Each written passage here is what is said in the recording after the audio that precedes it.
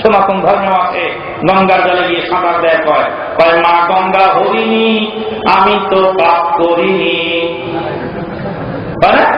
কয় মা গঙ্গা হরিণী আমি তো পাপ করিনি, যা করেছিলাম রঙ্গে ধুয়ে দিয়ে গেলাম তোর গাঙ্গে, গাঙ্গে ধুয়ে দিয়ে চলে আসবো।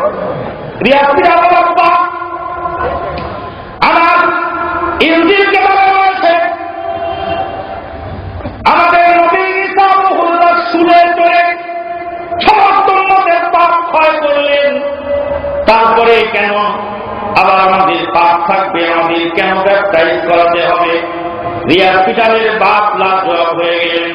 রিয়াজ পিটার ইসলাম শিক্ষার জন্য এক মসজিদে গেলেন, মসজিদে গিয়ে শুনতে পেলেন বুজুর্গানে দ্বীন বলেছেন, বুজুর্গানে দ্বীন বলেছেন, উলামায়ে কেরামগণ বলেছেন, বুজুর্গানে দ্বীন বলেছেন, কিতাবে লেখা আছে উলামায়ে কেরামগণ বলেছেন, বুজুর্গানে দ্বীন বলেছেন। 3.5 ঘন্টা ওয়াজ শোনার পরে রিয়াজ পিটার বললেন 3.5 ঘন্টার মধ্যে একখানা কোরআনের আয়াত পড়ো নাই, একটা রাসূলের হাদিস পড়ো নাই, তুমি বুজুর্গানে দ্বীনের কথা বলছো, মুরব্বির কথা বলছো। আমার বাপ হলো সবচেয়ে বড় মুরব্বী, যদি মুরব্বী মানতে হয় তবে বাপকেই মানতে হবে। আর মসজিদে গেলেন, অনেক তর্ক বিতর্ক বাহাত মোনাজারা হওয়ার পরে রিয়াজ পিটার আবার ঘুরে আসলেন, ঘুরে এসে ইসলাম গ্রহণ করলেন, বাপকে জানিয়ে দিলেন আব্বা আমি বাপদাদার ধর্ম ত্যাগ করে ইসলাম গ্রহণ করলাম। রিয়াজ পিটারের বাপ বেতন হারে মারপিট করলো, রিয়াজ পিটারকে খানা বন্ধ করে দিল। 7 দিন পার হয়ে গেল, পাকিস্তানের বাইবেল সোসাইটির সামনে ব্যাটাকে এনে পরনের দামি কাপড়গুলি খুলে নিয়ে ঘাড়ে ধাক্কা দিয়ে তেজপুত্র করলো আর বলল বাপদাদার ধর্ম ত্যাগ করেছি, বাপদাদার ধর্ম ত্যাগ করলে তোর পরিণতি এমন হয়। রিয়াজ পিটার বলেন আব্বা পরনের বস্ত্র কেড়ে নেওয়া যায় কিন্তু ঈমান কেড়ে নেওয়া যায় না, আমাকে দাও সেই ঈমান, আল্লাহ মেহেরবান, আমাকে দাও সেই ঈমান, আল্লাহ মেহেরবান। যে ঈমান ফাঁসির মঞ্চে, যে ঈমান ফাঁসির মঞ্চে অসংকোচে গায়ে জীবনের গান, আমাকে দাও সেই ঈমান, আল্লাহ মেহেরবান, আমাকে দাও সেই ঈমান, আল্লাহ মেহেরবান।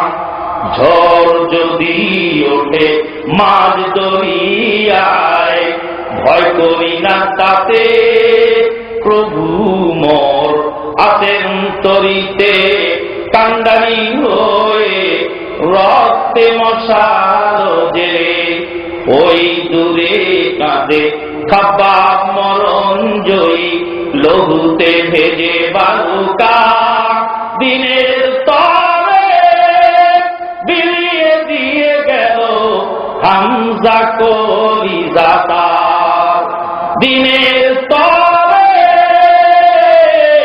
বিলিয়ে দিয়ে গেল হামজা কলিজা তার। রিয়াজ পিটার বলে আব্বা পরনের বস্ত্র কেড়ে নেওয়া যায় কিন্তু ঈমান কেড়ে নেওয়া যায় না। ঈমান কত মজবুত জিনিসের নাম, ঈমান কত মজবুত জিনিসের নাম, ঈমান কত মজবুত জিনিসের নাম।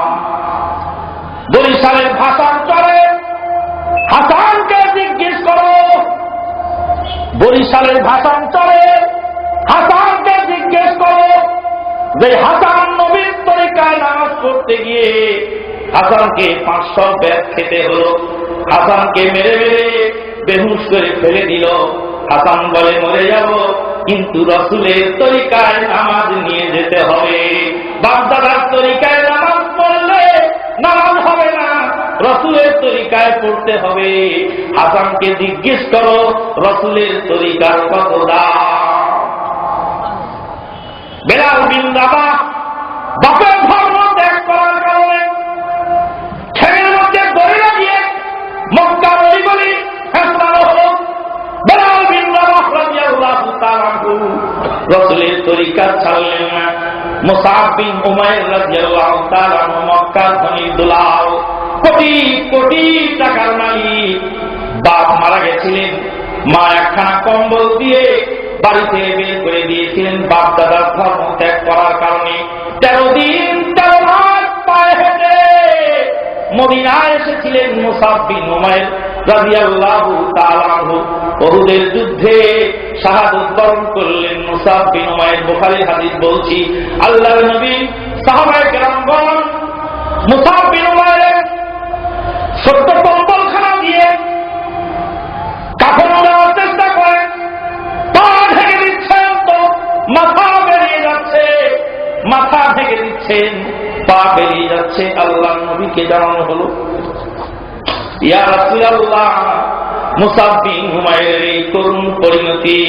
আল্লাহর নবী বলে, মুসআব বিন উমাইরের মাথা ঢেকে দাও কম্বল দিয়ে। ইস্কির ঘাস, মদিনার কাঁটাযুক্ত ঘাস ইস্কির, যে ইস্কির ঘাস কাঁটাযুক্ত, যেটা কামারেরা, লোহার কামারেরা ভাটিতে লোহা পুরানোর জন্য ব্যবহার করে, সেই কাঁটাযুক্ত ঘাস দিয়ে তার পা দুখানা ঢেকে দাও।